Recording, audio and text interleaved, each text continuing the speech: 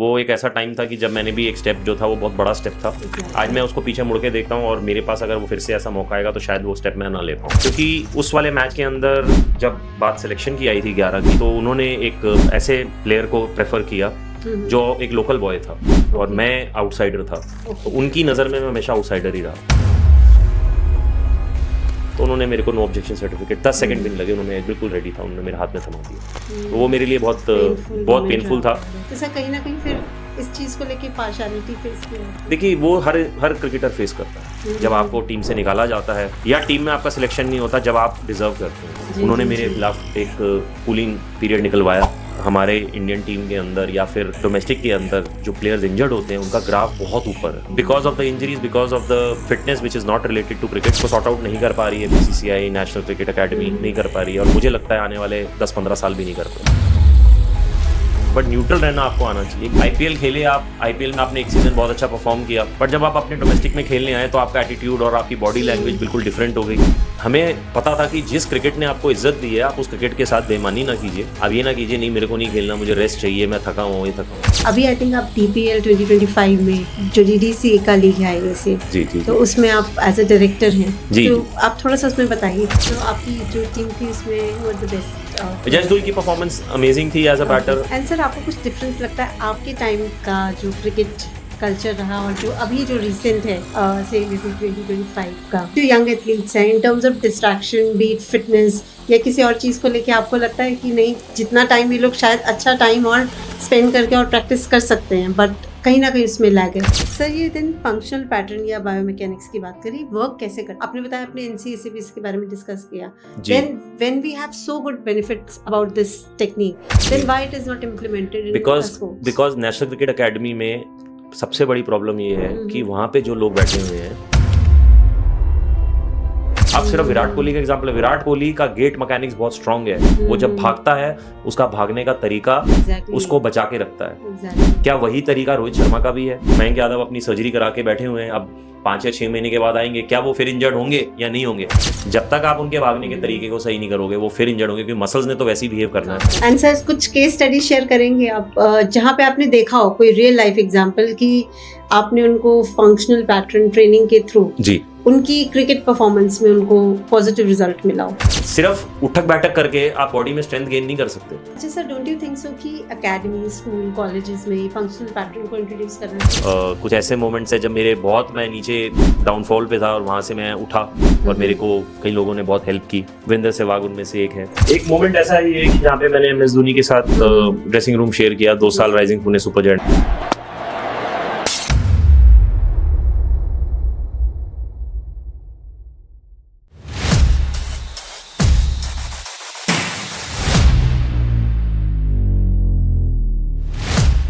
नमस्कार दोस्तों, स्वागत है आपका एक और खास एपिसोड में। आज के मेहमान ने अपनी शुरुआत से लेकर क्रिकेट स्टेडियम की रोशनी तक एक मिसाल बनाई है। IPL में खेलने से लेकर DPL 2025 में as a team director and above all biomechanics और फंक्शनल ट्रेनिंग की स्पेशलिस्ट। उन्होंने सिर्फ बैट और बॉल के साथ ही नहीं बल्कि प्लेयर्स के माइंड और बॉडी के साथ भी गेम जीता है। और आज के इस सफर में हम जानेंगे उनके रन्स और रिकॉर्ड्स के पीछे की कहानी और कैसे फंक्शनल पैटर्न एक प्लेयर की जिंदगी बदल सकता है। और हाँ, बीच बीच में जरूर कुछ अंदर की बातें भी होंगी, क्योंकि पॉडकास्ट है तो थोड़ा फन भी जरूरी है। So today's guest is a former Indian domestic player and allrounder, renowned for his remarkable domestic career and impactful IPL performances that have defined his cricketing legacy. Known for his solid batting and clever medium fast bowling, he became the kind of all-rounder every team wanted. He has also played Ranji Trophy for Tamil Nadu, Delhi, Rajasthan and Uttarakhand. He played for Delhi Daredevils in the inaugural Indian Premier League. In 2011, he was bought by the Kolkata Knight Riders in the IPL before being acquired by Rajasthan Royals at the 2014 IPL auction, later going on to play for Rising Pune Super Giants. He has more than 10,000 runs and 400 plus wickets in his career. Now he is human biomechanics specialist and wanted to change Indian sports fitness into another level by using functional pattern. So viewers, The wait is over. Let us give a warm welcome to Mr. Rajat Bhatia. Hello sir, how are you? I'm good. Thank you so much. Welcome to our podcast channel. धन्यवाद. आपने time निकाला उसके लिए thanks again. Thank you. And so the pitch is set and we are ready to bowl the questions. Sure, I'm ready. Okay, thank you so much. So sir, आपका cricketing journey के बारे में बात करते हैं. How it all started? Ma'am, it all कौन सा started. age से था? कैसे सब शुरुआत रहा? It all started when I was a kid और मैं अपने ब्रदर के साथ प्रैक्टिस किया करता था जी. एंड देन धीरे धीरे इंटरेस्ट जागा. जी.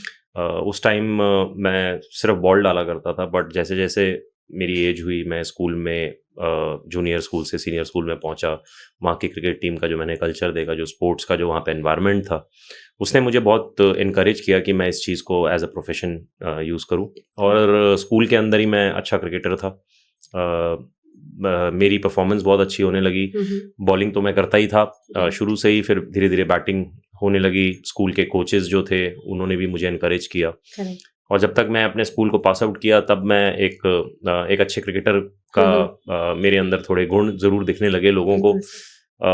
अंडर 16 स्टेट मैंने खेला था, वहाँ पे अच्छा परफॉर्म किया. धीरे धीरे मैं फिर मेरी MRF पेस फाउंडेशन जो चेन्नई के अंदर जो एक एकेडमी है उसमें सिलेक्शन हो गया.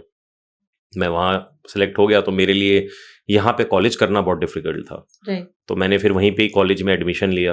और मैंने वहाँ पे कॉलेज में एडमिशन लेने के बाद वहाँ की जो डोमेस्टिक साइड है, जो अंडर 19 है, क्योंकि मैं अंडर 16 ओवर हो चुका था, अंडर 19 में गया था, तो अंडर 19 के अंदर मैंने फिर अपना पहला कदम रखा.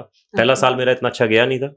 दूसरे साल में इंडिया अंडर 19 वहाँ से खेला. फिर मैं वहाँ से रणजी ट्रॉफी भी खेल गया. और फिर वहीं से मेरी फर्स्ट क्लास क्रिकेट की शुरुआत हुई. उसके बाद मैं वापस दिल्ली आया. मेरी जॉब लगी इंडियन एयरलाइंस के अंदर. और फिर वो वाला टाइम था कि जब मैंने दिल्ली से ट्राई किया, क्योंकि कुछ ऐसे रूल्स थे जिससे मैं तमिलनाडु के लिए नहीं खेल सकता था. और मैंने फिर यहाँ पे ट्राई करना स्टार्ट किया. और फिर यहाँ पे 1 साल का कूलिंग पीरियड इन्होंने मुझे दिया. और फिर मैंने यहाँ पे एक बार खेलना स्टार्ट हुआ दिल्ली के लिए, तो फिर मेरा अच्छा गया. जी. Great sir, that's so inspiring for everyone. So family support कैसा रहा आपका शुरुआत से? मैम, पढ़ाई के लिए फोर्स करते थे कि नहीं, पढ़ाई में ज्यादा? मैम, मेरे फादर जरूर मेरे को थोड़ा बहुत चाहते थे कि मैं पढ़ूं भी. जी. उनको ये चीज पसंद नहीं थी कि मैं किसी भी क्लास में फेल हूं और उसको रिपीट करूं.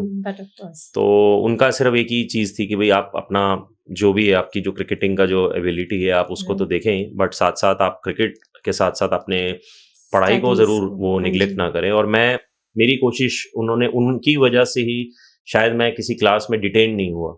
मैं पास होता चला गया और सब चीज़ें एक स्टेप वाइज ही चली. ऐसा नहीं हुआ किसी मैंने स्टेप को रिपीट किया. इवन कॉलेज भी मैंने 3 साल जो थे उसी में ही फिनिश किया अपना कॉलेज. स्कूल भी मैं किसी क्लास में डिटेन नहीं हुआ. तो ऑब्वियस ही बात है कि मैंने अपनी एजुकेशन को निगलेक्ट नहीं किया, साथ साथ मेरी एजुकेशन चलती रही. दैट्स सो गुड, क्योंकि यूजुअली होता क्या है, जब बच्चे थोड़ा एक फील्ड में फोकस करने लग जाते हैं तो यूजुअली होता है कि फिर पेरेंट्स को जिद करते हैं. मेरे ब्रदर ऑलरेडी क्रिकेट खेलते थे तो सबको ये पता था कि उसके लिए काफी ज्यादा सैक्रिफाइस करना पड़ेगा. और मेरा सैक्रिफाइस बहुत ज्यादा बड़ा हो गया जब मैं यहाँ से दिल्ली से छोड़ के तमिलनाडु चला गया, क्योंकि वो एक बिल्कुल ही अलग कल्चर है. वो बिल्कुल ही साउथ इंडिया में है. वहाँ का जो लैंग्वेज है वो बैरियर वो इसीलिए क्योंकि हिंदी वहाँ पे इतनी ज्यादा लोग समझते नहीं थे, तो आपको इंग्लिश में ही बात करनी पड़ती थी. बहुत कम लोग उस चीज को तो कौन से एज ग्रुप में आप वहाँ गए थे? मैं 16-17 साल का था जब मैं वहाँ पे गया था. एकेडमी आपने? जी, मैंने एकेडमी वहाँ पे मिस्टर टी ए शेखर थे, उन्होंने भी एनकरेज किया, क्योंकि मैं बैटिंग बहुत अच्छी करने लग गया था तब तक. तो वो एक ऐसा टाइम था कि जब मैंने भी एक स्टेप जो था वो बहुत बड़ा स्टेप था. आज मैं उसको पीछे मुड़ के देखता हूँ और मेरे पास अगर वो फिर से ऐसा मौका आएगा तो शायद वो स्टेप मैं ना ले पाऊँ. क्योंकि वो इतना बड़ा सेक्रीफाइस था कि 6 साल आपने अपने फैमिली के बगैर रहना है. आप अपने आप पे हो. आपको जो भी सपोर्ट मिल रही है वो बाहर एक MRF पेस फाउंडेशन, MRF का मैं हमेशा शुक्रगुजार रहा हूँ कि उन्होंने मेरे को जो 5-6 साल है उन्होंने मेरी देखभाल की. जब तक मैं उन्के साथ खेला, उनके क्लब के लिए उन्होंने मेरे को एकोमोडेशन दिया, खाना जो फूड वहाँ पे जो था उसका उन्होंने सारा का सारा उन्होंने देखा. बट वो जो जर्नी थी, उस जर्नी के अंदर जो सैक्रिफाइस था कि आप बीमार हो तो आप अपने आप के ऊपर हो, लोनलीनेस बहुत ज्यादा थी. और वो एक ऐसी एज होती है कि कोई भी बच्चा भटक सकता है अपनी लाइफ के अंदर. बट मेरे लिए एक बहुत बड़ा चैलेंज था और मैंने उसको एक्सेप्ट किया. और फिर उसके बाद जब मैं वापस आया तो मैं एक मैच्योर्ड एक ह्यूमन बीइंग की तरह फिर मैंने रिएक्ट किया. जी. So that's so good sir. Family का सपोर्ट हो कहीं ना कहीं तो वो जरूर खुद को भी अच्छा लगता है कि हाँ, family is with us, and so good for this. And अगर हम बात करें आपकी स्ट्रिक्ट कोच कौन थे सर?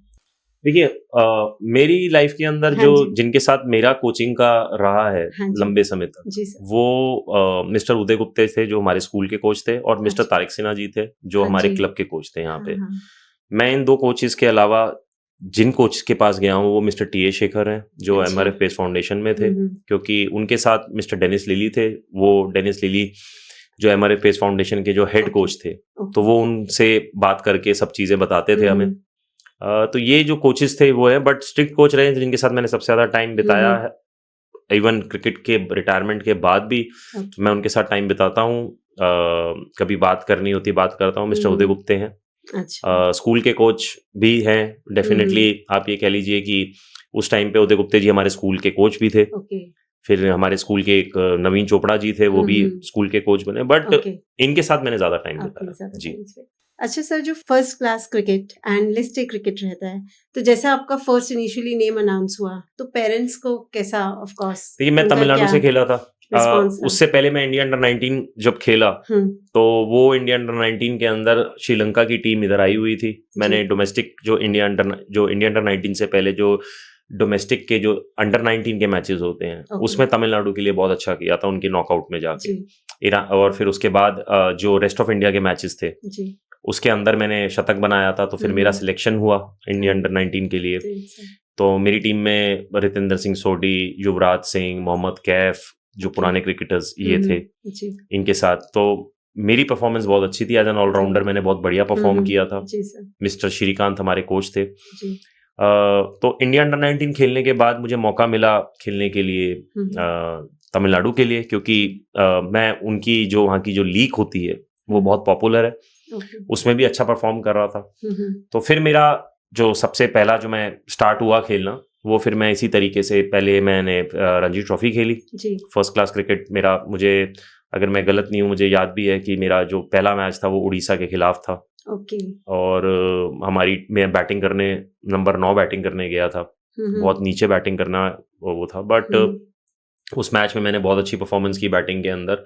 बट उस सीजन में सेमीफाइनल जो मुंबई के खिलाफ था, तमिलनाडु वर्सेस मुंबई, जो एक ऐसा मैच था जिसमें सचिन तेंदुलकर ने 200 कुछ बनाए थे, वो वाला मैच मैं नहीं खेल पाया था। क्योंकि उस वाले मैच के अंदर जब बात सिलेक्शन की आई थी 11 की, तो उन्होंने एक ऐसे प्लेयर को प्रेफर किया जो एक लोकल बॉय था और मैं आउटसाइडर था। तो उनकी नज़र में मैं हमेशा आउटसाइडर ही रहा। अच्छा। तमिलनाडु की जब भी सिलेक्शन की बात आती थी 11 में खिलाने के लिए, तो वो एक लोकल बॉय को ज़्यादा प्रेफर करते थे रेदर देन मुझे। तो मैं कभी भी उनका इनसाइडर नहीं बन पाया। तो उसकी वजह से मैं भी फिर मेरे को वो स्टेट भी छोड़नी पड़ी। वो जो रूल आया था कि तमिलनाडु के लिए आप तभी खेल सकते हैं अगर आपकी जॉब तमिलनाडु में हो, वो रूल मेरे को ही देखते हुए वो निकाला गया था, क्योंकि वहाँ पे एमआरएफ और इंडिया सीमेंट्स की काफ़ी ज़्यादा आपस में लगती थी।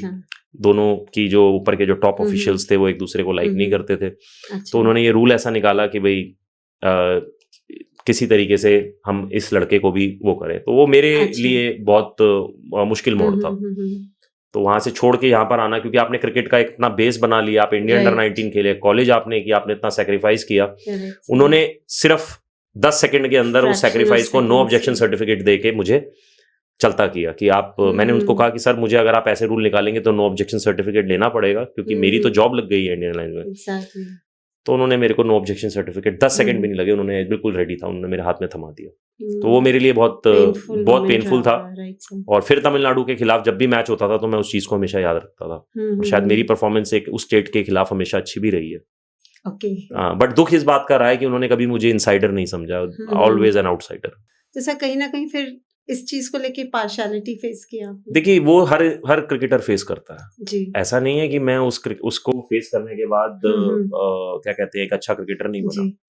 मुझे लगता है कि जब आपकी लाइफ के अंदर एक ऐसा टाइम आता है जब आप इग्नोर्ड होते हैं, जब आपको लात पड़ती है, जब आपको टीम से निकाला जाता है, या टीम में आपका सिलेक्शन नहीं होता जब आप डिजर्व करते हैं, तो वो एक आपके ऊपर 2 ऑप्शन छोड़ता है, या तो आप गिव अप कीजिए, या तो आप ब्रेक होते हैं, या फिर आपको उसको मेक करने के लिए मेहनत करनी पड़ती है। और मुझे याद है कि फिर मैंने मेहनत भी बहुत ज्यादा की, क्योंकि मुझे फिर वापस दिल्ली आना पड़ा। दिल्ली में आके वो नाम फिर से बनाना पड़ा। ओके। मेरे लिए बहुत डिफिकल्ट था क्योंकि दिल्ली वालों ने भी कोई मुझे इतनी ज्यादा इज्जत नहीं दी थी क्योंकि मैं यहाँ पर आया था, तो उन्होंने मुझे कूलिंग पीरियड दिया। मिस्टर चेतन चौहान जी थे जो अब इस अच्छा। दुनिया में नहीं है, जी उन्होंने जी मेरे जी। खिलाफ एक कूलिंग पीरियड निकलवाया कि जी ओके। एक जो भी लड़का, और वो भी सिर्फ 4 या 5 दिन पहले। अच्छा। तो वो मेरे लिए बहुत डिसहार्टनिंग था कि 2 सीजन मैं first class cricketer, as a cricketer 22 और 23 साल का एक जब मैं बहुत अपनी पीक में था, एज में एक थे, अच्छा क्रिकेटर था, मैं नहीं राइट। खेल पाया। तो यहाँ पर आके तो मुझे कूलिंग पीरियड मिला, वहां नो ऑब्जेक्शन सर्टिफिकेट उन्होंने दे दिया। और वो कूलिंग पीरियड अब किसी क्रिकेटर पे नहीं लगता। अच्छा। कोई भी क्रिकेटर जो बाहर से आता है यहाँ पे, चाहे वो दिल्ली छोड़ के जाता है या दिल्ली में वापस आता है, उसके लिए कूलिंग पीरियड नॉट नहीं लगता। कोई एक ऐसा एप्लीकेबल। रूल बना दिया जाता है कि नहीं। तो मेरे लिए ही वो सब चीजें हुई, बट फिर भी मैं ओके। दिल्ली के लिए खेला, मैंने दिल्ली के लिए अच्छा किया। जी सर। जिन लड़कों का सिलेक्शन हुआ जब मैं नहीं था, वो इतना परफॉर्म नहीं कर पाए, मैं आया तो फिर मैंने अपनी जगह बनाई। जी, तो वो सब चीजें हुई। बट ठीक है, लाइफ के अंदर बहुत सारी चीजें आपको हाईज एंड लोज लाइक एक अच्छा क्रिकेटर बनाने के लिए होती हैं। राइट। तो मैं बना और मुझे गर्व है इस चीज पे। ग्रेट जी। Sir. So thank you so much for sharing this जी, जी, इनसाइट विद अस। जी। एंड कहीं ना कहीं इस चीज का लगता है कि highs and lows are part of हाँ जी, लाइफ। मेरे को देखिए, मैं इस चीज को किसी के लेके अगेंस्ट नहीं है, कोई ऐसा नहीं है कि मैं जी। तमिलनाडु क्रिकेट एसोसिएशन के अगेंस्ट हूँ, क्योंकि मैं तो हाँ एक मैच्योर्ड क्रिकेट तो वहीं हाँ वहीं जाके बना हूँ। एग्जैक्टली। मेरे को आज आप चेपक में एंटर करेंगे और ऊपर की ओर देखेंगे तो वहां के बोर्ड पे आज भी मेरा नाम as a best college cricketer लिखा हुआ ओके। है मेरे उस टाइम पे। हम्म। अगर किसी ने इस चीज को ओके। देखेगा ऊपर जाके जी। ऐसे चेपक में जैसे ही एंटर करे हाँ हाँ और ऊपर देखेगा तो बोर्ड ओके। पे नाम लिखा हुआ है मेरा। जी सर। बट मुझे इस चीज का दुख है कि मैं उनके लिए इतना सेक्रीफाइस करके वहां पे खेल करेक्ट। रहा था, तो उनको मेरे को इस चीज एक्सेप्ट को करने में कंसिडर करना चाहिए था। उन्होंने हाँ। बिल्कुल भी एक्सेप्ट नहीं किया। जी। आंसर देन आईपीएल का कैसे शुरुआत हुआ उसके बाद? देखिए, आईपीएल तो एक ऐसा चीज थी जो हमारे लिए एक अलग ही जीवन था वो। I think it was started at that point in time. Yes, IPL started 2008, 2008. हाँ 2008, 9, 10. Okay. First 3 years for Delhi Daredevils. I still ji. remember कि Delhi Daredevils यहाँ पे हमें पता चला, और मिस्टर टी ए शेखर जो पेस फाउंडेशन में थे, Okay. वो इनके सीईओ थे दिल्ली डेयरडेविल के। Okay. तो क्योंकि इनके जितने भी ओनर्स हैं वो साउथ से हैं, तो फिर वो आए, उन्होंने मेरे को बोला कि इस तरीके से स्टार्ट होने वाली है। मैं खेला, मैंने दिल्ली डेयरडेविल के लिए अच्छा किया। पहले साल भी मेरे ज्यादा मैचेस नहीं मिले, Okay. बट हमारी टीम इतनी स्ट्रांग थी कि बैटिंग का तो मौका मिलता ही नहीं था, तो बॉलिंग का ही मौका मिलता था। तो फिर मुझे बॉलिंग में थोड़ा दिमाग लगाना पड़ा कि किस तरीके की बॉलिंग करनी पड़ेगी कि आपको आईपीएल में अगर सरवाइव करना है तो। और 2009 जब साउथ अफ्रीका में हुई, Okay. तो उस सीजन मेरी परफॉर्मेंस अच्छी थी उनके लिए, जहाँ की शुरू के मैचेस नहीं खेला। Okay. वीरेंद्र सहवाग कप्तान थे हमारे, उससे पिछले साल भी कप्तान थे। Okay sir. तो वो सीजन मेरे लिए फिर 2010 में गौतम गंभीर कप्तान थे, तो वो मेरे लिए अच्छा रहा। तो फिर वहां से शुरुआत हुई। बट आईपीएल का जो मेन जो था कि हमने कभी नहीं सोचा था कि हमारा जो बैंक अकाउंट है वो फाइनेंशियली इतना ऊपर चला जाएगा, हम इतना सपोर्ट मिलेगा। जो आज तक हम बहुत सारे क्रिकेटर्स ऐसे होते हैं जो फाइनेंशियली इतना सपोर्ट उनको फैमिली से नहीं मिल पाता, उनको क्रिकेट छोड़नी पड़ती है। Okay. और मेरा जो सपोर्ट था वो मैंने अपने पेरेंट्स से कभी भी फाइनेंशियली हेल्प नहीं ली है। Okay. इस तरीके से तो मेरे को हमेशा अपने ऊपर ही रहना पड़ता था कि जब भी मैं खेलूं मैं वहीं से कमाऊं, Okay. और फिर वो मैं क्रिकेट में अपने लगाऊं। तो मुझे ऐसा लगता है कि पेरेंट्स का आशीर्वाद जरूर रहा है बहुत, हाँ, और शायद आज की डेट में भी मुझे, वो कहते हैं ना कि 1 रुपया भी मांगने में थोड़ा सी हिचकिचाहट सी होती है उनसे, क्योंकि एक आदत सी बन गई है। जैसे आईपीएल एंड डोमेस्टिक क्रिकेट, इसमें आपको क्या डिफरेंस लगा इन टर्म्स ऑफ कल्चर?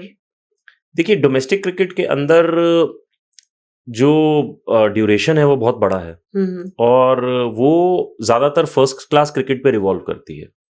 क्योंकि फर्स्ट क्लास क्रिकेट अगर आप रेगुलर खेलेंगे ना, तो उसमें जो रियल टेस्ट है एज अ क्रिकेटर वो आपका पता चलेगा। जो फर्स्ट क्लास क्रिकेट, जो 4 डे गेम है, जो आईपीएल है वो T20 गेम है, और वो बहुत फास्ट क्रिकेट है। वो आप उन लोगों के साथ कम्पीट करते हैं जो बाहर की कंट्री के 30 मार खाएं, राइट, उनके खिलाफ आपको, उनके साथ आपको कम्पीट करना पड़ता है। तो वो एक रियल टेस्ट जरूर बनता है, बट वो क्रिकेट का जो फॉर्मेट है वो छोटा है। उसमें कई बार शुरू में ही आपकी जो क्या कहते हैं परफॉर्मेंस है वो इतनी अच्छी नहीं हो पाती है। आपको टाइम लगता है उसमें ग्रास्प करने में, बहुत पिकअप करने में, बट वो एक रियल टेस्ट नहीं है। जी मैं हमेशा मानता हूं कि फर्स्ट क्लास क्रिकेट एक रियल टेस्ट है। आपने देखा होगा इंडियन टीम से ड्रॉप होने के बाद बहुत सारे क्रिकेटर्स फर्स्ट क्लास क्रिकेट में फेल होते हैं परफॉर्म करने के लिए। राइट ऐसे बहुत सारे क्रिकेटर्स हैं जो इंडियन टीम में बहुत अच्छा जिन्होंने किया, बट जब वो वापस इंडियन टीम से नीचे डोमेस्टिक में आए बट वो फर्स्ट क्लास क्रिकेट में परफॉर्म नहीं कर पा रहे थे। तो एक वो जो रियल टेस्ट है वो फर्स्ट क्लास क्रिकेट है कि आप इंजर्ड भी हो जाते हैं क्योंकि आपको बहुत ज्यादा बॉलिंग डालनी पड़ती है, आपको क्या कहते हैं ट्रैवलिंग बहुत ज्यादा है, और रेस्ट पीरियड कम है। तो डोमेस्टिक क्रिकेट आसान नहीं है। मुझे लगता है डोमेस्टिक क्रिकेट खेलनी बहुत जरूरी है एक अच्छा क्रिकेटर बनने के लिए, क्योंकि एक अच्छा क्रिकेटर आईपीएल में बहुत जल्दी मोल्ड हो सकता है, बट जरूरी नहीं एक अच्छा क्रिकेटर फर्स्ट क्लास क्रिकेट में आसानी से बहुत, या एक आईपीएल क्रिकेटर बहुत आसानी से फर्स्ट क्लास क्रिकेट को ग्रास्प कर ले। जी वेरी ट्रू सेड। सर जैसे जो अभी क्रिकेट की फील्ड में जाना चाहते हैं जी, है ना, जो यंग एथलीट्स हैं, specifically if I will talk about cricket, तो आप उनके लिए क्या कुछ 3-4 टिप्स देंगे? What are the main pointers that they should consider? देखिए फिटनेस, जैसे एक फिटनेस हो गया। देखिए फिटनेस तो सबसे पहली चीज है। मुझे ऐसा लगता है कि फिटनेस बहुत जरूरी है, और किस तरीके की फिटनेस जो क्रिकेट को रिफ्लेक्ट करती हो। जी मैं जिम में जाके बॉडी जरूर बना सकता हूँ, बट क्या वो बॉडी मेरे क्रिकेट के काम की है? क्योंकि आप ये समझिए कि अगर मैंने कोई ड्रेस खरीदनी है या आपने कोई ड्रेस खरीदनी है, आप मार्केट में उस ड्रेस को जब जाके आप पसंद करते हैं तो सबसे मेन चीज है वो ड्रेस आपको फिट आनी चाहिए। कितनी खूबसूरत ड्रेस हो, कितनी एक्सपेंसिव हो, बट अगर वो आपको फिट नहीं आती है तो वो ड्रेस आपके लिए वेस्ट है। वैसे ही फिटनेस है कि फिटनेस आपने एज अ बॉडी बिल्डर बनानी है, या फिर आपने क्रिकेट के लिए बनानी है कि क्रिकेट में आप उसका यूज कर पाए। तो किस कॉन्टेक्स्ट में आप स्ट्रेंथ गेन करते हैं, किस कॉन्टेक्स्ट में आप फिटनेस बना रहे हैं, वो बहुत इंपॉर्टेंट है। ये एक बहुत कॉम्प्लिकेटेड चीज है जो हमारे यहाँ पे बहुत गलत तरीके से आज भी यूज हो रहा है, और शायद उसी का रिजल्ट है कि आज भी इंजरी का जो हमारे इंडियन टीम के अंदर या फिर डोमेस्टिक के अंदर जो प्लेयर्स इंजर्ड होते हैं उनका ग्राफ बहुत ऊपर है। और शायद इसी वजह से हमारे इंडियन टीम के पास जो फास्ट बॉलर्स है वो ज्यादा टाइम कंसिस्टेंटली नहीं खेल पाते, because of the injuries, because of the क्या कहते हैं fitness which is not related to cricket. और इसको सॉर्ट आउट नहीं कर पा रही है बीसीसीआई, नेशनल क्रिकेट एकेडमी नहीं कर पा रही है, और मुझे लगता है आने वाले 10-15 साल भी नहीं कर पाएगी। ये मतलब मुझे यस पैटर्न ये कहीं ना कहीं इसी पे स्विच हम करेंगे। जी मतलब ये मैं तो सबको, मैंने तो इवन नेशनल क्रिकेट एकेडमी में भी ये बात मैं बोली थी जी, जब उनकी और मेरी बात हुई थी। ओके, तो खैर वो सब हम आगे डिस्कस जरूर करेंगे, बट फिटनेस एक ऐसी चीज है। दूसरी चीज ये है कि आपको हर चीज को ना लेना आना चाहिए। आप कितना न्यूट्रल रहते हैं ये बहुत जरूरी है। मैं इस चीज के बारे में बहुत ज्यादा मैं मानता हूं कि जब आपको बहुत अच्छी क्रिकेट मिल जाती है तब आप उसको कई बार हैंडल नहीं कर पाते हैं, और जब क्रिकेट नहीं मिलती है तब भी नहीं कर पाते हैं। बट न्यूट्रल रहना आपको आना चाहिए कि आईपीएल खेले आप, आईपीएल में आपने एक सीजन बहुत अच्छा परफॉर्म किया, बट जब आप अपने डोमेस्टिक में खेलने आए तो आपका एटीट्यूड और आपकी बॉडी लैंग्वेज बिल्कुल डिफरेंट हो गई। आपका वॉक करने का स्टाइल, आपका बैठने का, आपका चलने का, आपका बिहेव करने का, दूसरों को रिस्पेक्ट देने का, आप उसको ग्रैस्प नहीं कर पाए।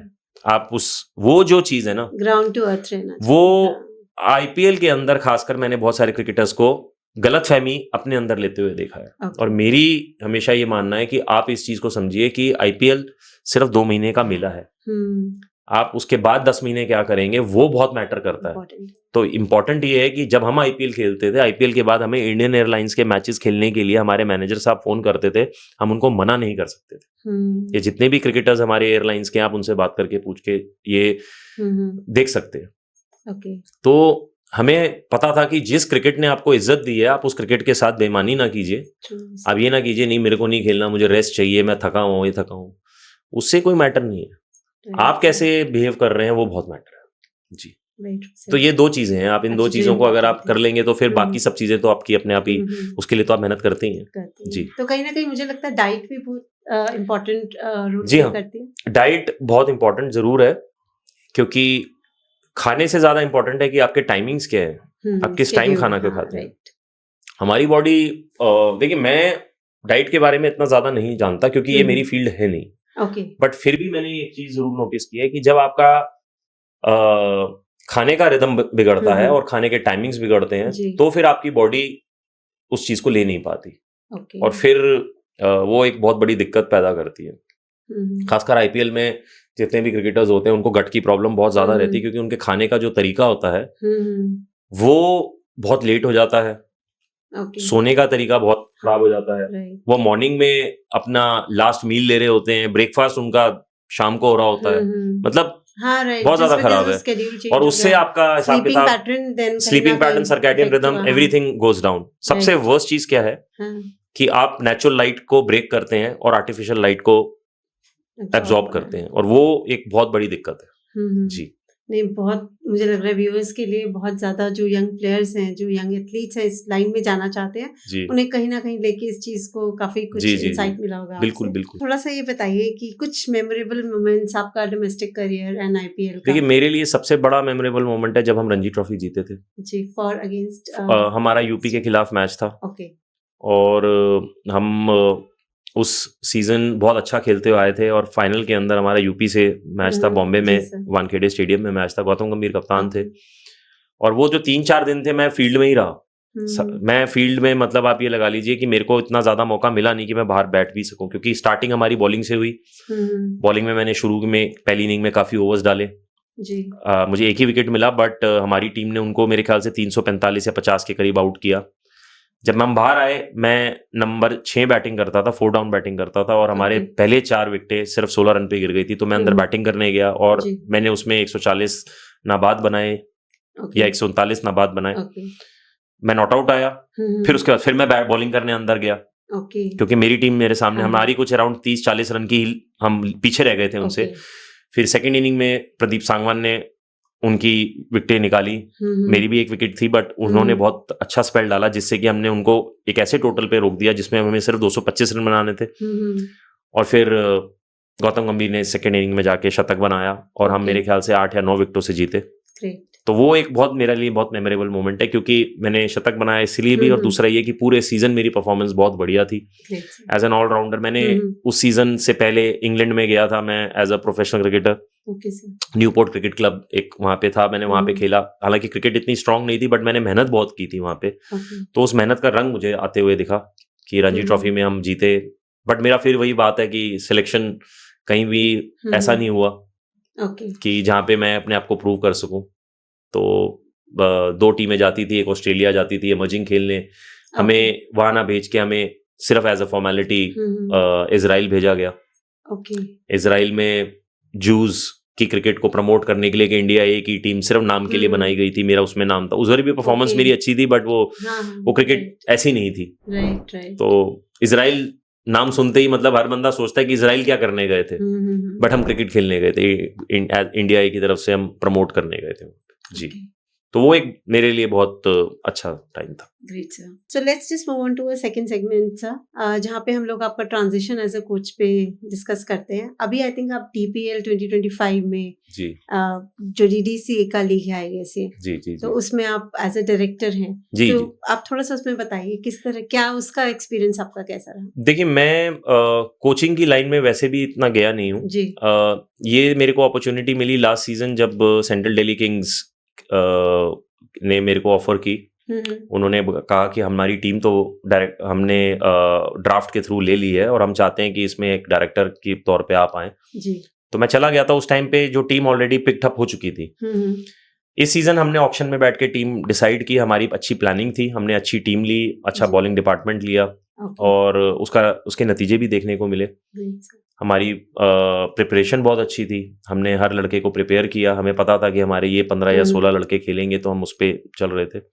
और DPL में परफॉर्मेंस हमारी टीम की बहुत आउटस्टैंडिंग रही थी। हालांकि हम फाइनल हार गए, बट किसी से भी पूछेंगे तो 13 मैच अगर हमने टोटल खेले हैं तो उसमें सिर्फ हम 3 मैच हारे हैं। बाकी टीमों के अगर आप देखेंगे तो उन्होंने काफी मैचेस हारे हैं। हालांकि वो जो लास्ट स्टेज होती है, जो लास्ट सीढ़ी होती है, वो हम पार नहीं कर पाए और फाइनल में हम वेस्ट दिल्ली से हार गए। हालांकि बहुत अच्छा खेली वो, इसमें कोई दोहराए नहीं है, बट वो जो टाइम होता है जहाँ पे आपको अपने सबसे बेस्ट परफॉर्मेंस देनी है, वो चीज हमारी टीम शायद उस लास्ट डे पे नहीं कर पाई। So, आपकी जो टीम थी उसमें who were the best? जसदुल की परफॉर्मेंस अमेजिंग थी एज अ बैटर। उन्होंने और वो भी लास्ट सेमीफाइनल और फाइनल के लिए वो मेरे ख्याल से दिलीप ट्रॉफी के लिए सिलेक्ट हो गए, तो उनको वहां जाना पड़ा।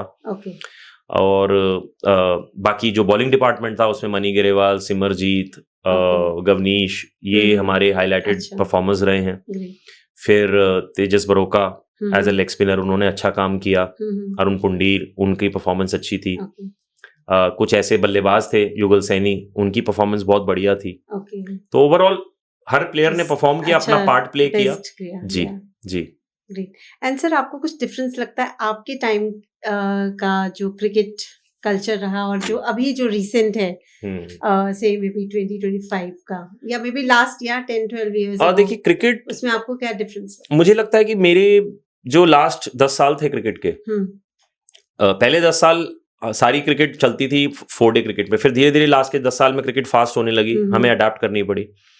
अब क्रिकेट बहुत फास्ट है। अब मेरे ख्याल से फर्स्ट क्लास क्रिकेट को इतना ज्यादा महत्व नहीं दिया जाता, ये तो सबसे बड़ा डिफरेंस है। अच्छा, एक तो मनी वाइज भी आप देख लीजिए कि T20 की जो IPL है उसका जो मनी स्केल है वो बहुत ऊपर है, और डोमेस्टिक का मनी स्केल उतना ऊपर नहीं है। ओके, दूसरी चीज ये है कि क्वालिटी ऑफ स्पिन जो है वो काफी ज्यादा अब आपको गिरती हुई नजर आ रही है। पहले आपको अच्छे स्पिनर्स दिखते थे, अब आपको ऐसे स्पिनर्स दिखते हैं जिनके एक्शन बहुत टेढ़े मेढ़े हैं, वो उनको रीड करना मुश्किल है, बट वो ऐसे क्वालिटी स्पिनर नहीं, अगर आप एक बार उनको पढ़ लें तो फिर आप आराम से खेल सकते हैं, वो आपकी विकेट नहीं निकाल सकते। बट उनको पढ़ने में ही आपको शायद हो सकता है कि वो 4 ओवर के लिए आए, कब बॉल डाल के कब उनका स्पेल खत्म हो जाए। और सीधे एक्शन वाले बॉलर्स आजकल उनकी कोई वैल्यू इतनी ज्यादा दिखती नहीं है, क्योंकि स्पिनर्स जब T20 खेलते हैं या कोई भी बॉलर खेलता है तो उसकी जो पिटाई होती है वो होनी ही है, पर कितनी जल्दी आप अपनी उस पिटाई खाने के बाद आपका जो विश्वास है टूटता है, वो मैटर बहुत करता है।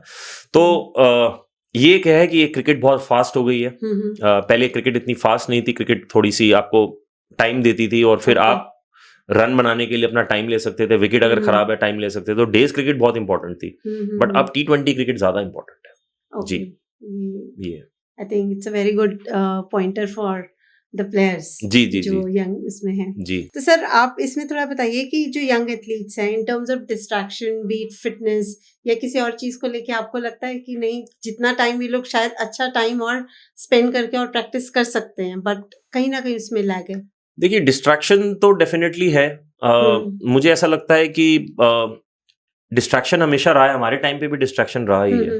Right sir. बट हमारे टाइम पे ये होता था कि आपको गिनी चुनी चीज ही हर चीज मिलती थी, और उसी में से आपको पास चॉइसेस कम थी। अब चॉइसेस बहुत ज्यादा है, तो चॉइसेस जब बहुत ज्यादा हो जाती हैं तो आपको ये नहीं पता होता कि आपने पिक क्या करना है। जैसे आज आपको फिटनेस के बारे में जानना है तो आप इंस्टाग्राम खोलेंगे और कोई भी करा रहा है तो आप उसको फॉलो करने लग जाएंगे। अब आपको ये नहीं पता आपके लिए सही क्या है और गलत क्या है। करेक्ट। तो मार्केट के अंदर, मार्केट एक सुपर स्टोर हुआ है, सुपर मेगा स्टोर है, और उसमें एक चीज के लिए प्रोडक्ट्स बहुत ज्यादा है। वैसे फिटनेस के लिए बहुत ज्यादा प्रोडक्ट्स हैं आपके पास, हर रोज आप एक नई चीज मार्केट में आते हुए देख रहे हैं। बट मेरा ये मानना है कि क्या जो चीज मार्केट में आपको दिख रही है वो आपको रिजल्ट्स दे रही है, और अगर वो रिजल्ट्स नहीं दे रही है तो वो आपके लिए कैसे सही हो सकती है। तो रिजल्ट्स जो हैं वो मार्केट में नहीं मिल रहे हैं। जैसे कोविड आया, तो कोविड आने से पहले च्यवनप्राश भी बिकता था, बहुत सारी चीजें बिक रही थी कि आपकी इम्यूनिटी स्ट्रांग होगी, ये होगा। बट जब कोविड आया तो आपका हेल्थ का जो डिपार्टमेंट है वो एक्सपोज हो गया, आपको दिख गया कि आप कहाँ स्टैंड कर रहे हैं, आपका इम्यून सिस्टम कहाँ खड़ा हुआ है। बट उसके बाद भी लोग नहीं सीखे हैं। आज की डेट में भी अगर आप फिर बोलेंगे कि जी ये चीज करिए, तो हमारे लोग भेड़ चाल में उस चीज को फॉलो करेंगे, क्योंकि we people when we watch too much on the phone, on the TV, we get hypnotised. We don't know the decision making what we are taking is right for us, or is it taking it some other way. So that is something which is very important. कहीं ना कहीं इस चीज का उनको ध्यान रखना बहुत जरूरी है। जी, बहुत जरूरी है। ये आप इसको समझना पड़ेगा कि आपको क्या चीज हेल्प आउट कर रही है, क्या रिजल्ट्स दे रही है। तो रिजल्ट मैटर्स वो है। हाँ, तो और एक ही तरीके की चीजें बहुत आपको चलती हुई दिखेंगी। True sir. जी सर, अब जैसे भी हम थोड़ी देर पहले बात कर रहे थे, तो आपने बताया कि जो फिटनेस है या जिम है, अब मैं एकदम ट्रांजिशन कर रही हूँ to our next segment, wherein will be talking about biomechanics and functional pattern, wherein you are the specialist इस चीज के लिए। एंड आप ये बताइए कि how it is like gymming exercise और ये जो फंक्शनल पैटर्न है, ये कैसे एक दूसरे से रिलेटेड है? देखिए, फंक्शनल पैटर्न ना एक ऑर्गेनाइजेशन है जो 2009 के अंदर स्टार्ट हो रही थी, और धीरे धीरे 2015 तक उन्होंने इसको काफी पिकअप कर लिया था। उन्होंने ये चीज फाइंड आउट की कि एक प्राइवेट ऑर्गेनाइजेशन बहुत सारी चीजें अपने सर पे लेके चलता है, जबकि जो इस तरीके की ऑर्गेनाइजेशंस होती हैं जहां पे बहुत सारी रिसर्च होती है, उनके जो रिजल्ट्स या चीजें आती हैं वो बहुत लेट आती हैं। तो फिटनेस इंडस्ट्री ऑलरेडी बहुत सफर कर रही है। अगर फिटनेस इंडस्ट्री इतनी सफर नहीं कर रही होती तो इतने लोग आपको फिट दिखते, और अनफिट लोग कम दिखते हैं, बट आपको अनफिट लोग ज्यादा दिख रहे हैं। आप देखेंगे ना तो सर्जरी के रेट्स बहुत ऊपर चले गए हैं, चाहे वो नी रिप्लेसमेंट है, चाहे वो हिप रिप्लेसमेंट है, चाहे वो बैक की सर्जरी है। तो कहीं ना कहीं जब आप देखेंगे कि इतनी सब चीजें खराब हो रही हैं, तो उसका जो इफेक्ट है वो आपकी बॉडी पे इतना ज्यादा है, वो किस लिए आ रहा है, उसका रीजन क्या है। तो इन्होंने बहुत सारी चीजों पे स्टडी की है और इन्होंने रिजल्ट्स प्रोड्यूस किए हैं। आज की डेट में फंक्शनल पैटर्न ही एक ऐसी ऑर्गेनाइजेशन है जो प्राइवेटली ओन्ड है, और दूसरा ये है कि ये सबसे ज्यादा रिजल्ट्स देते हैं। चाहे आप स्कोलियोसिस, काइफोसिस, लोडोसिस, चाहे आप किसी भी अल्जाइमर या फिर किसी भी सेरेब्रल पाल्सी वाले किसी भी पेशेंट्स को देखेंगे, उन्होंने ये देखा कि अगर किसी के फंक्शंस आप ठीक करने की कोशिश करते हैं तो उसका माइंड भी ठीक होने लगता है, उसका माइंड भी ठीक बिहेव करने लगता है।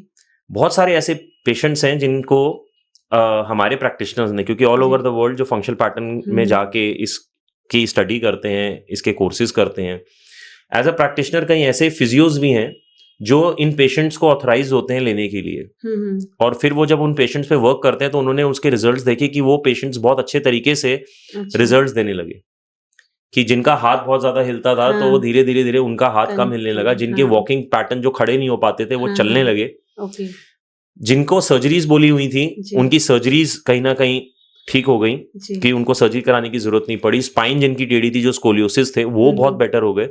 तो ओवरऑल इन्होंने रिजल्ट्स बहुत ज्यादा देने स्टार्ट हो गए, क्योंकि इन्होंने सबसे पहली चीज की कि हम प्रैक्टिशनर्स बनाएंगे और वो प्रैक्टिशनर्स पेशेंट्स पे काम करेंगे।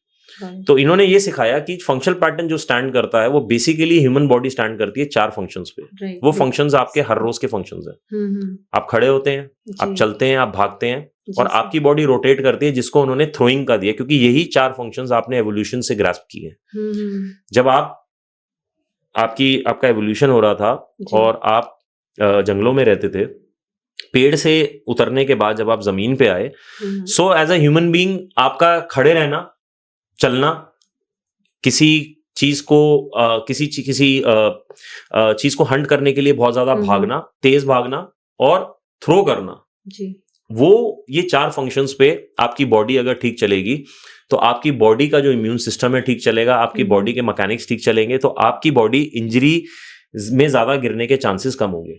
जहां आप सर्कल के बाहर जाते हैं, आप ऐसी काम करते हैं जिसके लिए आपकी बॉडी डिजाइन ही नहीं हुई, क्योंकि बॉडी के अंदर जो भी मसल है वो एक फंक्शन परफॉर्म करने के लिए। अगर मैं ह्यूमन हूं और मेरा चलने का पैटर्न ये है, बट मैं कैंगरू वाली पैटर्न वाली एक्सरसाइजेस करूंगा, तो वो पैटर्न कहीं ना कहीं हमारी बॉडी में ओवरलोड होने लगेगा, और फिर वो हमारी स्पोर्ट पे, जब मैं अपना स्पोर्ट खेलूंगा जहां पे मुझे इस तरीके से मेरी बॉडी ने बिहेव करना है, तो वो कहीं ना कहीं उस चीज को बाइसेक्ट करेगा, और फिर आपके इंजरीज होने के चांसेस बहुत होंगे। तो इन्होंने आपको ये समझाने की बहुत ज्यादा कोशिश की है।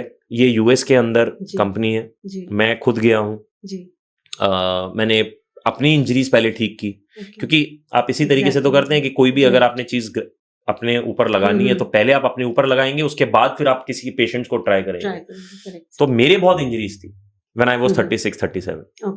जब आईपीएल खत्म हुआ तो मैंने डिसाइड किया कि यार मेरा पहला काम है अपनी इंजरीज को ठीक करना, और मैं जितनी भी हमारे यहाँ के जो फिजियोथेरेपिस्ट हैं, जो स्ट्रेंथ एंड कंडीशनिंग के कोचेज हैं, मैं वो सब कुछ कर चुका था और मैं थक चुका था ये सब चीजें करके कि मेरी इंजरीज ठीक नहीं होगी। तो मैंने फिर ये फंक्शनल पैटर्न की पढ़ाई की। मैं रॉटरडैम गया, वहां पे मैंने पहले अपना कोर्स खत्म किया, उससे पहले 10 वीक ऑनलाइन किया। वो कोर्स खत्म होने के बाद मैं फिर बायोमैकेनिक्स 1 कुआई में करने गया, जो यहाँ से बहुत दूर है। 2 बार गया बायोमैकेनिक्स 1-2 करने। फिर इन्होंने अपना हेडक्वार्टर नेवाडा वेगस में खोला, मैंने 3rd और 4th वहां से किए।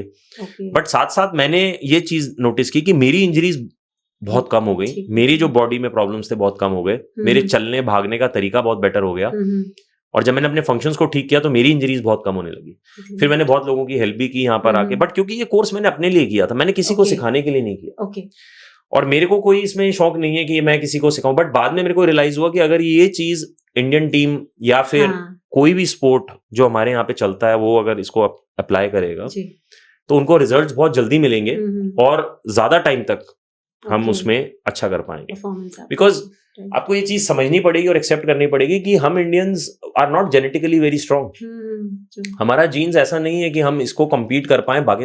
अगर हम इतने जेनेटिकली स्ट्रांग है तो हम स्पोर्ट्स में डोमिनेट क्यों नहीं करते हैं? हम क्यों पीछे रह जाते हैं? क्यों ऐसा होता है कि हमारा कोई भी एथलीट, चाहे वो रेसलर हो, ज्यादा टाइम तक डोमिनेट क्यों नहीं कर पाता स्पोर्ट को? Just because of this, right? One of the reason is this कि हम उस तरीके से हमारा ट्रेनिंग मेथड है जो ट्रेनिंग मेथड हमें सूट नहीं करेगा। आप स्ट्रेंथ एंड कंडीशनिंग की जब हम बात करते हैं कि हम ये बात करते हैं कि हमने वेट्स उठाने हैं, हमने स्ट्रेंथ डालनी है, आप स्ट्रेंथ उठाते हैं, पर चक्कर है कि वो वेट उठाना आपकी स्पाइन को बहुत ज्यादा कंप्रेशन में डालता है।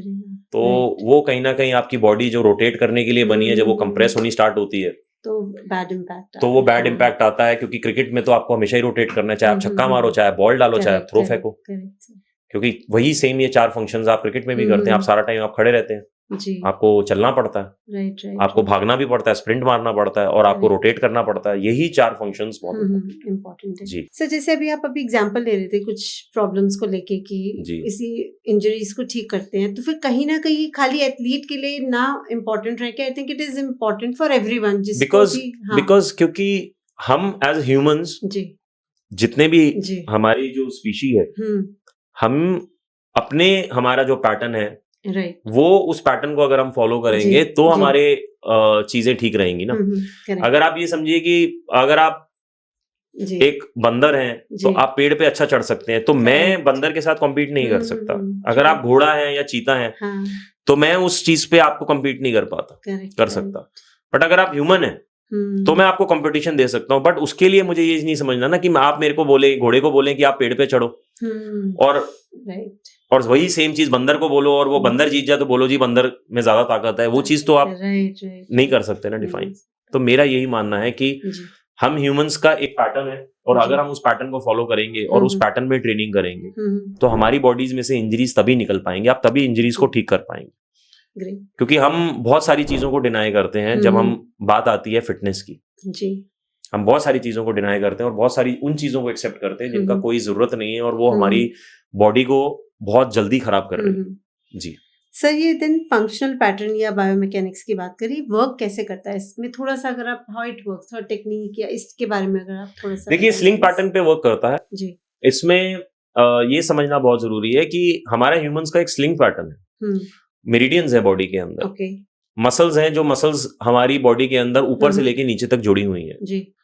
उन मसल्स का समझना बहुत जरूरी है कि वो लाइंस क्या हैं।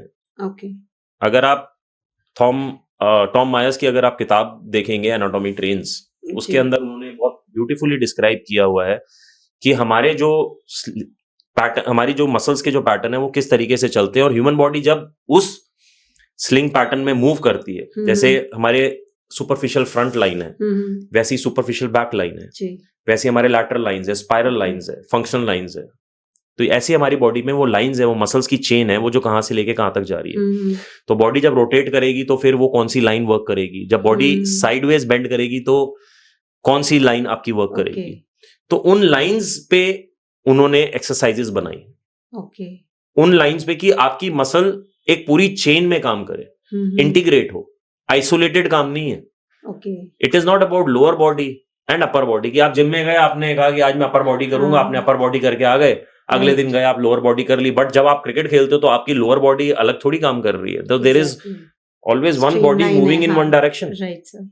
सो it has to be in such a way कि what is functional, functional which is related to human, how humans should move, that's how any training which is related to human, that is called functional. It cannot be called functional if it is related to some other species.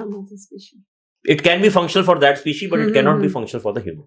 No, very nicely explained, sir. Sir, आप थोड़ा सा इस बारे में बताइए कि जिस तरह से ये स्पोर्ट्स में, जैसे अगर मैं वही बता रही हूँ, आप थोड़ी देर पहले जब आप डिस्कस कर रहे थे, हम लोग आपने बताया अपने NCACP के बारे में डिस्कस किया। When we have so good benefits about this technique, then why it is not implemented in sports? Because National Cricket Academy में सबसे बड़ी प्रॉब्लम ये है कि वहां पे जो लोग बैठे हुए हैं, they don't want to change. There are physios, there are strength and conditioning coaches, So Understood. they don't want to change the system. They don't want to educate the system. Right. The problem when the education comes, हाँ. they want to bring the science. Okay. But what kind of science which is giving results? आप ये चीज समझने की कोशिश कीजिए कि आप रिजल्ट्स दे पा रहे हैं. हाँ. नेशनल क्रिकेट एकेडमी क्या रिजल्ट्स दे पा रही है? क्या वो किसी लड़के को ठीक कर पा रही है? मैं आपको एक छोटा सा एग्जांपल देता हूं, आप उसमें आपको चीजें समझ में आ जी जाएंगी. सर. मयंक यादव है. अच्छा. मयंक यादव पिछले 3 या 4 साल से स्ट्रगल कर रहा है. ऐसा नहीं है कि वो इंडियन टीम में खेलने के बाद ही स्ट्रगल कर रहा है, बट उसकी इंजरी सॉर्ट आउट नहीं कर पाई है. ना ही उन्होंने उसको अलाउ किया कि वो जाके फंक्शनल पैटर्न में ट्रेनिंग करे. अच्छा. हमने LSG में हमने कोशिश की कि हम उस लड़के को लेकर जाएंगे, बट उन्होंने इस चीज को अलाउ नहीं किया. ओके. दे आर अफ्रेड कि अगर हम किसी बंदे को अलाउ कर देते हैं और वो ठीक हो जाता है, तो वहां के जो लोग हैं वो क्या करेंगे.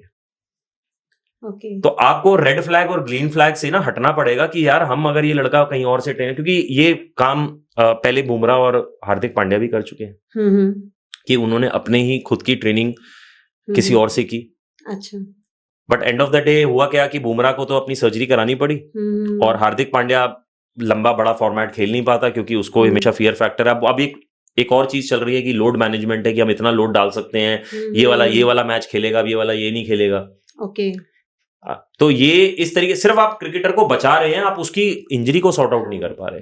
तो मेरा सिर्फ यही मानना है कि आप अगर इंजरी को सॉर्ट आउट नहीं कर पा रहे हैं तो आप इस सिस्टम को अप्लाई करके देखिए ना. आप क्यों नहीं करते? आपको आप किसी ऐसे लड़के को दीजिए जो आपसे सॉर्ट आउट ही नहीं हो पा रहा.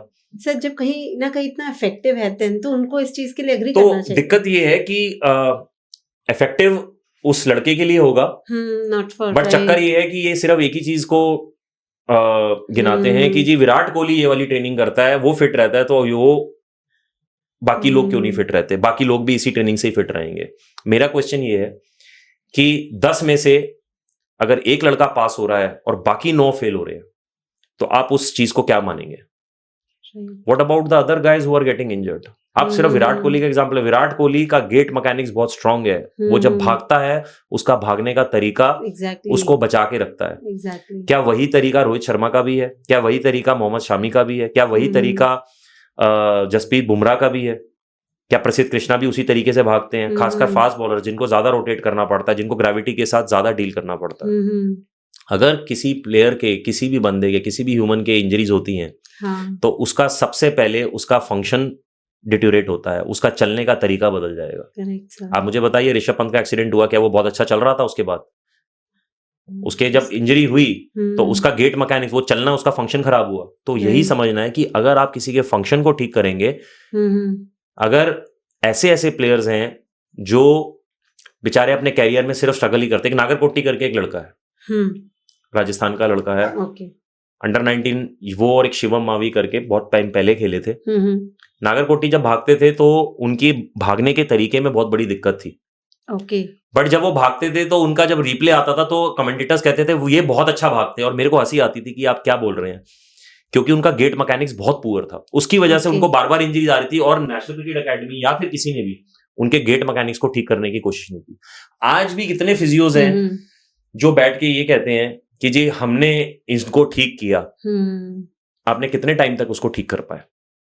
आप रिजल्ट्स नहीं दे पा रहे हैं. आप किसी का भी रिजल्ट्स नहीं दे पा. आपके कोई भी प्लेयर ज्यादा टाइम नहीं खेल पाता. एंड ऑफ द डे आप उसको सर्जरी कराते हैं, और surgery is all about manipulation. आप जब नाइफ बॉडी में एक बार घुस जाती है, चीजें मैनिपुलेट होती हैं, फिर आपको और ज्यादा टाइम लगता है. अब मयंक यादव अपनी सर्जरी करा के बैठे हुए हैं, अब 5 या 6 महीने के बाद आएंगे, क्या वो फिर इंजर्ड होंगे या नहीं होंगे? जब तक आप उनके भागने के तरीके को सही नहीं करोगे, वो फिर इंजर्ड होंगे, क्योंकि मसल्स ने तो वैसे ही बिहेव करना है. मैनिपुलेशन तो आप कर सकते हो हड्डियों के साथ, बट भागने का तरीका, वो सब चीज, इट इज आपकी neuromuscular system, neuromuscular skeleton system किस तरीके से चल रहा है, वो तो वैसे ही काम करेगा ना, वो नहीं बदलेगा, वो वापस हो जाएगा. इसलिए बुमराह को बार बार ऐसा लगता है कि वो इंजर्ड हो जाएगा, उस पर लोड मैनेजमेंट चढ़ रही है कि नहीं, ज्यादा उसको नहीं खिलाना है.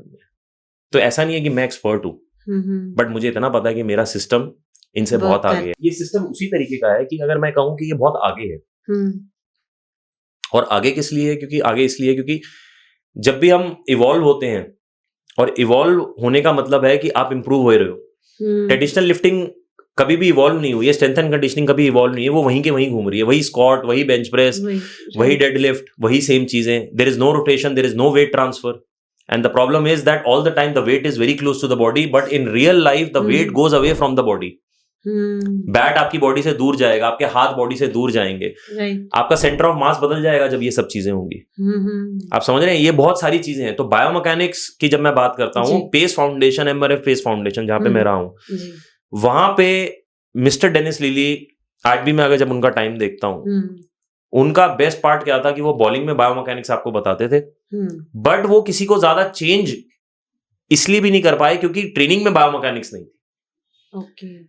इसीलिए हमारे यहाँ पे जितने रिजल्ट्स पेस फाउंडेशन से आने चाहिए थे वो आए नहीं. और आज भी वो वही पुराना मेथड ट्रेनिंग में अपनाते हैं, वही सेम स्ट्रेंथ एंड कंडीशनिंग चलती है. वो ऑस्ट्रेलिया के, हमारे यहाँ पे चक्कर ये है कि हम ऑस्ट्रेलिया का जो स्ट्रेंथ पार्ट है हम उसको ग्रास्प करते हैं. हम वहीं से, अगर उनके वहां पे कोई चीज आई है तो हम उनके मॉड्यूल्स को पढ़ेंगे, हम वहीं से सब कुछ लेंगे, हमारे वहीं से ही जो बेस्ट टू बेस्ट लोग आएंगे, क्योंकि हमें लगता है कि वहीं, क्योंकि वहां के स्ट्रेंथ एंड कंडीशनिंग का बहुत ज्यादा होल्ड है. बट वो वहां के जो जीन्स है वो हमसे बहुत ज्यादा स्ट्रॉन्ग है. वहां पे भी प्रॉब्लम ये होती है कि थोड़े टाइम के बाद वहां पे भी इंजर्ड होता है. अभी देखिए आप पैट कमिंस जो हैं वो इंजर्ड हो गए, उनकी भी बैक इंजरी हो गई है. ये चीज, ये जो दिक्कत है ना, ये दिक्कत इसलिए आती है क्योंकि कहीं ना कहीं वहां का जो सिस्टम है वो ऐसे रिजल्ट्स नहीं दे पा रहा. बट हमने उस सिस्टम को फॉलो करना है बिकॉज हमने अपना सिस्टम कोई निकाला नहीं है. हमें तो पैसे की कमी भी नहीं है, हमारे पास तो इतना पैसा है कि हम एक नया सिस्टम इंट्रोड्यूस कर सकते हैं और देख सकते हैं. अब देखिए ना, ये ब्रोंको टेस्ट आया है, इससे पहले योयो टेस्ट था, 2 किलोमीटर टेस्ट था, अब ये ब्रोंको टेस्ट है. बट ये टेस्ट आने से क्या फिटनेस लोगों की ऐसी हो जाएगी, क्या ये डिस्क्राइब होगी कि हाँ यार नहीं ये बंदा इंजर्ड नहीं होगा, या फिर अगर इंजरी के पास है वो कैसे आप पता करेंगे? ये समझना बहुत जरूरी है ना कि भाई अगर कोई लड़का इंजरी के कितना पास है आप उसको कैसे देखेंगे? मेरा ये मानना है कि गेट मैकेनिक्स आपको चेक करने पड़ेंगे. आप अगर वो उसका पैर ही जमीन पे ठीक नहीं पड़ रहा है, अगर वो भागी से ही नहीं रहा है, अगर उसके स्प्रिंट मैकेनिक्स ठीक नहीं है, तो ये बहुत सारी चीजें उसकी बॉडी को डिटोरेट कर रही हैं. और कहीं ना कहीं सर, जैसे जो एक यंग 18, 19, 20 वाली एज है, या मे बी 18 टिल से 23, 24, तब तक तो ऑफ कोर्स वो एथलीट बहुत अच्छा परफॉर्म करेगा, वो वर्क करेंगे एक्सरसाइज, बट कहीं ना कहीं वो डिट्रॉइट कर रही है लॉन्गर रन. देखिए ऐसा होता है कि 35 प्लस एज में जाके देन अगेन, क्योंकि बॉडी में से हाइड्रेशन जो होता है वो कम होने लगता है. यस, जब इंसान यंग होता है तो उसकी बॉडी हाइड्रेटेड होती है, तभी किसी बच्चे के आप पैर इधर उधर मोड़ सकते हैं, क्योंकि बॉडी की जो क्या कहते हैं वाटर रिटेंशन है वो बहुत ज्यादा है, फ्लेक्सिबिलिटी बहुत ज्यादा है. बट जैसे जैसे उसकी एज होने लगती है, जो 18-19 साल का होता है, उसको इंजरीज बढ़ने लगती है, वो यही मेरे से क्वेश्चन करता है कि सर मैं पहले तो ये कर लेता था बट अब नहीं कर पाता, अब मेरे को स्टिफनेस महसूस होती है. वो इसीलिए क्योंकि आपने कभी इस चीज पे काम किया ही नहीं कि आपकी फेशिया, जो आपका जो मसल्स है वो कैसे हाइड्रेटेड रहे.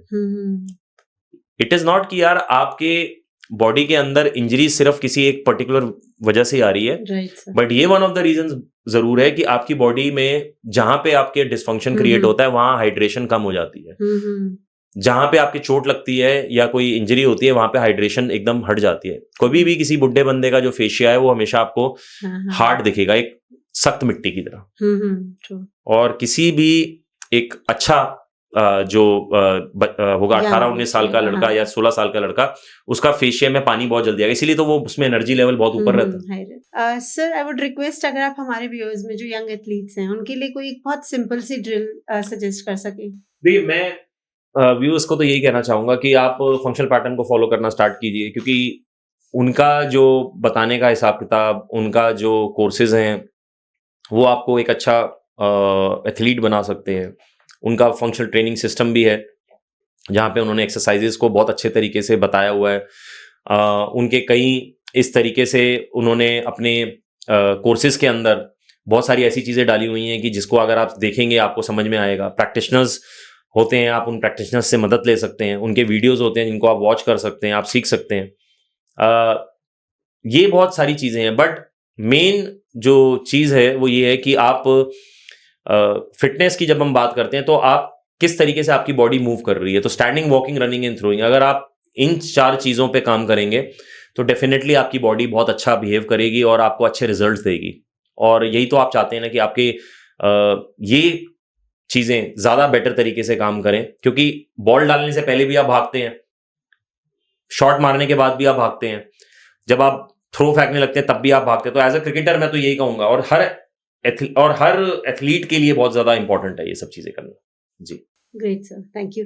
एंड सर, कुछ केस स्टडी शेयर करेंगे आप जहाँ पे आपने देखा हो कोई रियल लाइफ एग्जांपल कि आपने उनको फंक्शनल पैटर्न ट्रेनिंग के थ्रू जी, उनकी क्रिकेट परफॉर्मेंस में उनको पॉजिटिव रिजल्ट मिला हो? ये मे बी यू कैन, सबसे बड़ी दिक्कत इसमें ये है कि एज अ क्रिकेटर आप मेरे पास आते हैं, मैं आपको ट्रेनिंग कराता हूँ, जब आप वापस अपने एसोसिएशन में सिलेक्ट होते हैं आपको वही सब चीजें करनी पड़ती हैं। अगर आप नहीं करेंगे तो प्रॉब्लम ये होगी कि वो आपको कहीं ना कहीं आपसे क्वेश्चन करते हैं। मेरे पास एक लड़का आता था, उसके प्रॉब्लम्स ये थी कि उसके जो हिप्स थे, जो पेल्विक एरिया था, वो बहुत ज्यादा हाइपर मोबाइल था। तो वो भागता था तो उसके एंकल में दिक्कत आती थी। वो दिक्कत बहुत ज्यादा बढ़ने लगी, तो फिर मैंने उसको ये बताया कि आपके जो पेल्विक एरिया है वो बहुत ज्यादा मूव करता है, जिसकी वजह से जो दिक्कत है वो नीचे जाती है। तो मुझे ब्रेसिंग चाहिए आपके कोर में और ग्लूट्स मसल्स के अंदर, वो मैं आपको करा के, मैंने उसको कराया, वो बहुत बेटर फील करने लगा। वो नेशनल क्रिकेट एकेडमी में गया, वहां पे उससे क्वेश्चन किया गया कि आप ये वाली ट्रेनिंग नहीं करेंगे, आप जो हम कराते हैं वो करेंगे। उसको 2-3 बार फेल भी किया गया, यो टेस्ट में फेल किया गया, ये कह के कि आपने लाइन टच नहीं कर रहे बार बार थोड़ा। तो उसको बुला के स्पेशली पूछा गया कि भाई आप क्या करते हैं, उसने बताया कि मैं ये ट्रेनिंग करता हूँ। बट वो बेचारा इस तरीके से इतना ज्यादा वो डिप्रेस्ड हो गया कि वहां पे जाके उसको ये रियलाइज हो गया कि आगे चल के तो ट्रेनिंग मैंने यही करनी है, तो फिर मैं ये चीज मैं क्यों करूं, किस लिए करूं, कोई फायदा नहीं ना। तो बेटर यही है कि वही करना पड़े, तो फिर उसको फिर वही ट्रेनिंग करनी पड़ी। ऐसे बहुत सारे लड़कों के साथ दिक्कत है कि वो एंड ऑफ द डे वो यही पूछते हैं कि भैया हम ये वाली ट्रेनिंग करेंगे, बाद में जाके तो हमें वही करना पड़ेगा। तो ये दिक्कत सिर्फ इसी चीज की, एजुकेशन की, कि जितने भी वो जो स्ट्रेंथ एंड कंडीशनिंग के जो कोचेज हैं, जो ट्रेनर्स हैं, उनके चैप्टर बायोमैकेनिक्स का है ही नहीं। आप किसी भी आईफोन को यूज करेंगे तो पहले आप उसके फीचर्स तो समझिए कि कैसे यूज करना है। वैसे अगर आप ह्यूमन बॉडी को यूज करना चाहते हैं, पहले आप ये तो देख लीजिए कि ह्यूमन बॉडी मूव कैसे करती है। सिर्फ उठक बैठक करके आप बॉडी में स्ट्रेंथ गेन नहीं कर सकते, क्योंकि वो उस कॉन्टेक्स्ट में ग्रेन है, वरना दारा सिंह इंडिया का फास्टेस्ट बॉलर होता। करेक्ट है कि नहीं? बिल्कुल। तो ये सब चीजें किस कॉन्टेक्स्ट में यूज हो रही हैं, ये समझना जरूरी है। वेरी ट्रू सर, काफी अच्छा इंसाइट्स आपसे मिला है फंक्शनल पैटर्न एंड बायोमैकेनिक्स को लेके। जी। अच्छा sir, don't you think so कि एकेडमी, स्कूल, कॉलेजेस में फंक्शनल पैटर्न को इंट्रोड्यूस करना चाहिए? ठीक है, वेट आगे नहीं इस चीज के लिए एग्री किया जाता जैसे आपने बताया। मैम आप इंट्रोड्यूस कर सकते हैं, बिल्कुल कर सकते हैं, बट चक्कर ये है कि आप प्रैक्टिशनर्स इतने लेकर कहाँ से आएंगे। मैं इंडिया के अंदर मैं हूँ एक प्रैक्टिशनर, दूसरा एक मुंबई के अंदर है। जो मुंबई वाला है वो खुद ऑस्ट्रेलिया जा रहा है। जो वहाँ पे जो, क्योंकि फंक्शनल पैटर्न ने अपने हेडक्वार्टर्स हर जगह पे खोले हुए हैं, ताइवान में भी है, यूएस में भी है, ब्राजील में भी है, और ऑस्ट्रेलिया के अंदर भी है, मेलबर्न में है, सिडनी में है। तो वो अब वहाँ पे जाके उनके साथ काम कर रहा है, क्योंकि उन्होंने एक अपना स्टूडियो खोला है, वहाँ पे 5 या 6 प्रैक्टिशनर्स हुए हैं। इंडिया के अंदर प्रैक्टिशनर्स होने बहुत जरूरी है, बट इंडिया में वो इसकी पढ़ाई कोई करता नहीं है, क्योंकि एक तो ये प्रोसेस उस तरीके का है जिसके अंदर आपके पैसे ज्यादा लगेंगे। दूसरा ये है कि इसमें आपको समझना पड़ेगा इस चीज को। आपको खुद भी आप ऐसा नहीं हो सकता ना कि कोई भी चलता फिरता इसको कोर्स को कर ले और कहे कि जी मेरे को तो नॉलेज हो गई है। ये इतना आसान नहीं, आपको अपनी बॉडी पे अप्लाई करना पड़ेगा। आपका बिहेवियर किस तरीके का है वो बहुत मैटर करता है। तो ये सब चीजें करने के लिए आपके पास प्रैक्टिशनर्स होने चाहिए। फिर मैंने सजेशन दे दी थी कि आप फंक्शनल पैटर्न हेडक्वार्टर से आप यहाँ पे लोगों को बुलाइए और यहाँ पे कोर्सेज रन करवाइए, चाहे स्कूल्स में, कॉलेजेस में आप हेल्प आउट कीजिए। आप बताइए किस चीज की कितनी जरूरत है हमें, किस तरीके से बॉडी मूव करती है, वो बायोमैकेनिक्स का जो हिसाब किताब है वो कैसे आपको हेल्प कर सकता है। तो ये सब चीजें मैंने सजेस्ट की थी, बट वो सजेशन लेने के लिए और उसको इम्प्लीमेंट करने के लिए मुझे लगता है वो लोगों के पास अभी उतना वो नहीं है जी, विजन नहीं है। जस्ट विश कि इस चीज को लेके जरूर सोचा जाए, बिकॉज़ जब कहीं ना कहीं ये एक स्पोर्ट्स पर्सन के लिए इतना बेनिफिशियल है, then it has to be considered, right? मैं सिर्फ एक ही चीज पे जाता हूँ कि मेरे को आप रिजल्ट्स दीजिए। अगर आपसे रिजल्ट्स नहीं आ रहे तो आप किसी और को लेकर आइए, वो आपको रिजल्ट्स दे रहा है नहीं दे रहा। हो क्या रहा है कि प्रॉब्लम ये है कि रिजल्ट्स नहीं मिल पा रहे, राइट? जो हमारी जो फिटनेस इंडस्ट्री है वो कहीं ना कहीं बहुत सारी चीजें ऐसे ही करती है जिससे ह्यूमन बॉडी का जो चलना फिरना यही बहुत जल्दी खराब हो जाता है। और कुछ लोग बहुत ज्यादा खुश हैं कि जी वो सुबह मॉर्निंग वॉक पे जाते हैं, अपना वॉक करते हैं, वापस आते हैं और उनको लगता है कि भाई हमें जिम नहीं जाना। और उनकी लाइफ बहुत अच्छी चल रही है। बट कई ऐसे हैं जो फिट होने के लिए जिम जाते हैं ताकि उनकी बॉडी अच्छी मूव हो सके, और पता चले जितना भी मूवमेंट हो रहा है वो भी नहीं हुआ, बैक में इंजरी आ गई, डॉक्टर ने सर्जरी बोल दी। तो ऐसे केसेस मेरे पास बहुत आते हैं जिसमें लोगों की हालत बुरी हो गई, जिम में चले गए, वेट उठा लिया तो स्पाइन कंप्रेस हो गई, किसी में कोई प्रॉब्लम आ गई, फिर मैं उसको एक्सरसाइज करानी स्टार्ट करता हूँ और बहुत उनको हेल्प आउट मिलती है, वो बहुत जल्दी ठीक होते हैं।